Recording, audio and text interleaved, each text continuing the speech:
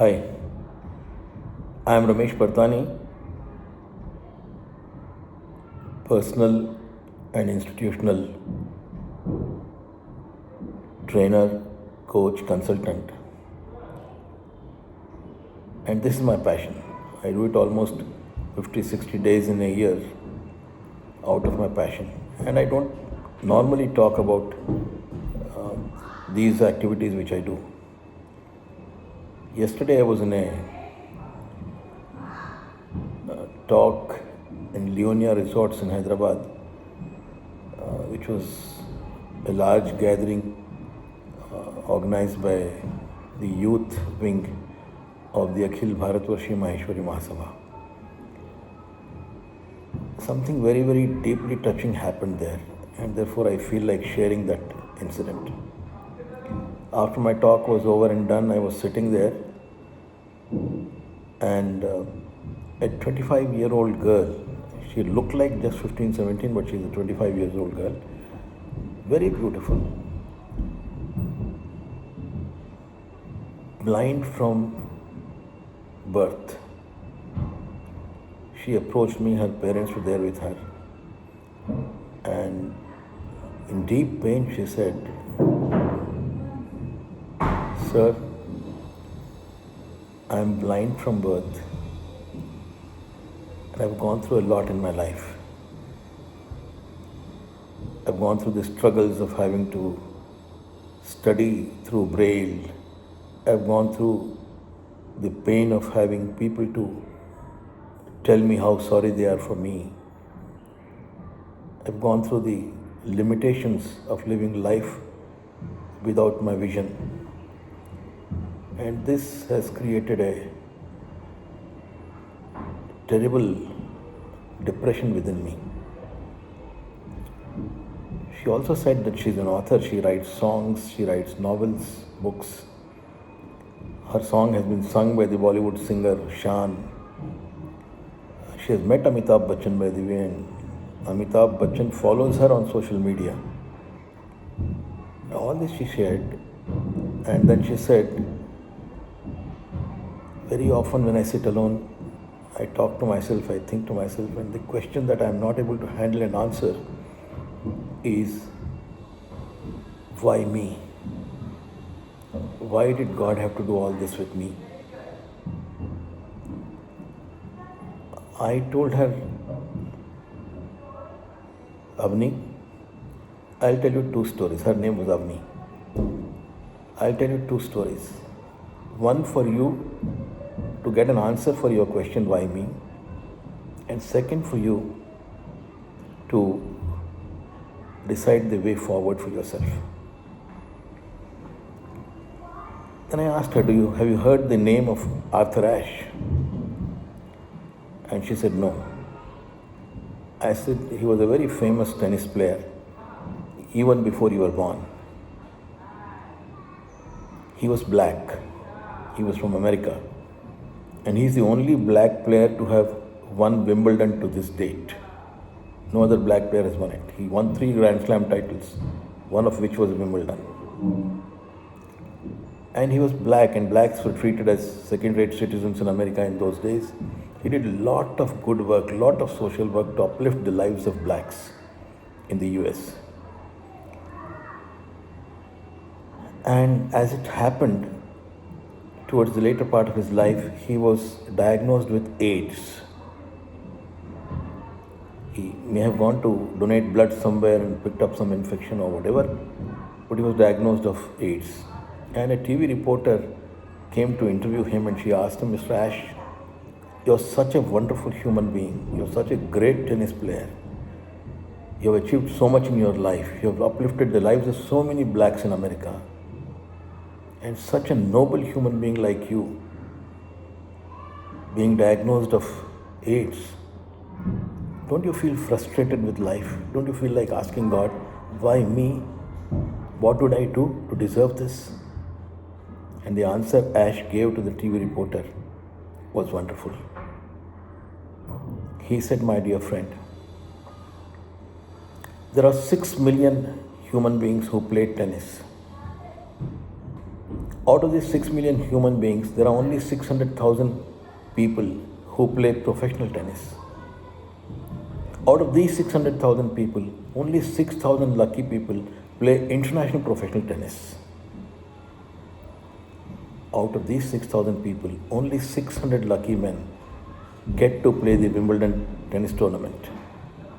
Only 8 lucky people out of these 600 reach the quarterfinals, and only one lucky man wins the Wimbledon. I was that lucky man. And that day, I did not ask God, why me? Life gives you highs and lows. Life gives you peaks and valleys. We have to learn to be equanimous in mind to be able to take the highs with the lows. Gehna karmano gati, Krishna says in the Gita. How your karmas play out in your life. Why good people have to face bad things. The question is natural. I didn't do anything wrong.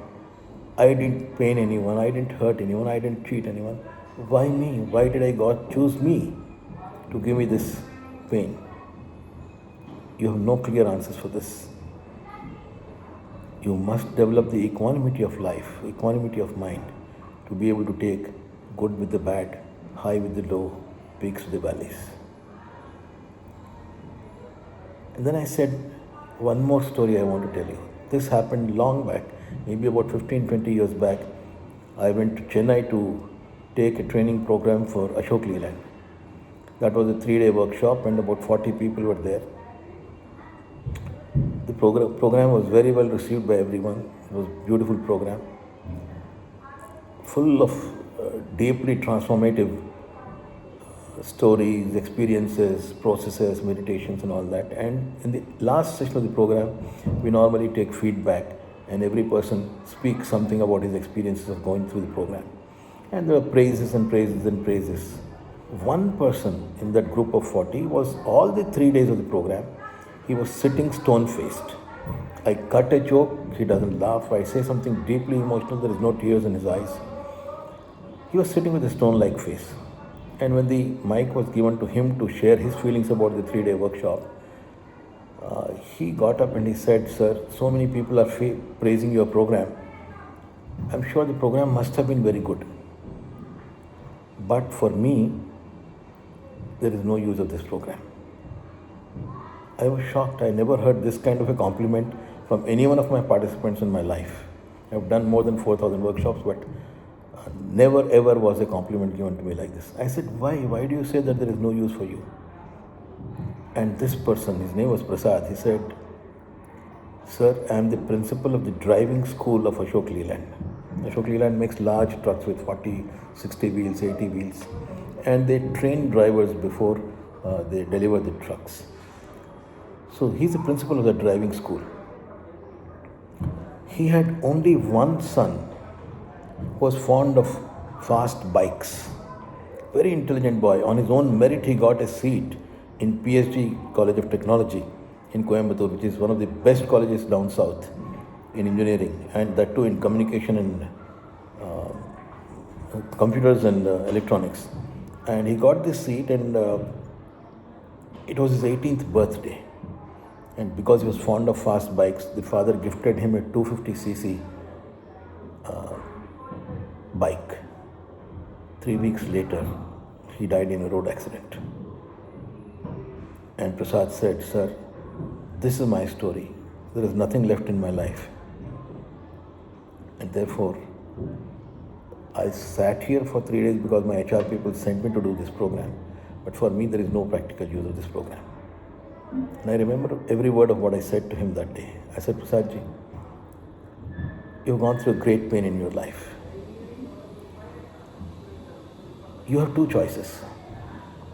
One choice you've already made. You're thinking of your son. You're always suffering. You're thinking of him. You're feeling guilty. I was the principal of the driving school. I teach people how to handle large vehicles. And my own son, I could not teach him how to handle a 250cc motorbike. All this is true. And you're going through that. And repenting and feeling guilty and feeling bad and remembering your son day in and day out, 24 by 7. You will suffer, and die one day. And living life like this, you are not going to get your son back. This choice you already made. There is a second choice that you can make.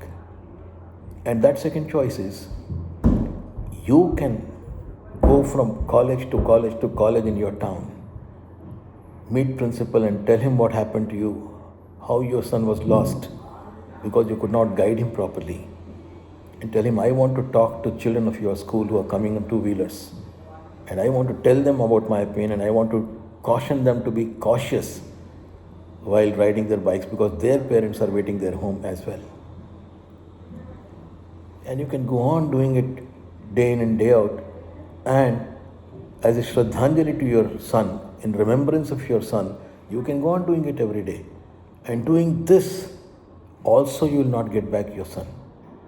But you might be able to save many sons and many daughters of many parents like you. And that would be a great homage that you can pay to your child. This man literally broke down and cried. And then I told, that program ended.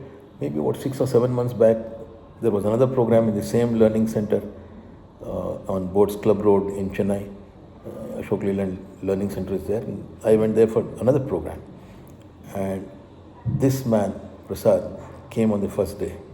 He was not sent by the HR people, but he applied leave and he came. And he asked my permission to address the group before I started the program. And I said, please go ahead and address. And then he told the group, he said, last program I was here for 3 days. I put psychological cotton in my ears. I was not listening to anything that was being discussed in the program. But in the end of the program, something happened that changed my life.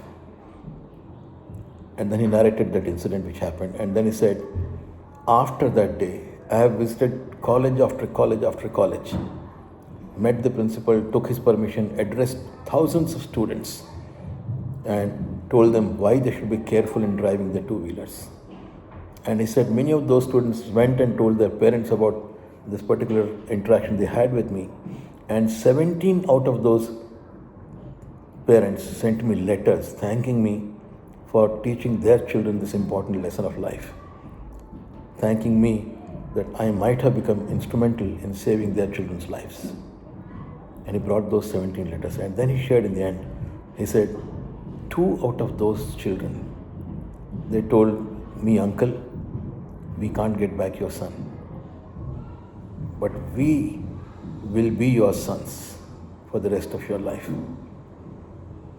And they come every holiday, every Sunday, they bring sweets for him, they bring the best dishes in town for him, they spend the day, they watch TV, they took them to the movies and they go for picnics. He said, I have not got back my son, but I have got 2 sons, which have changed my life. So friends, I thought this incident yesterday, which happened, touched me very deeply.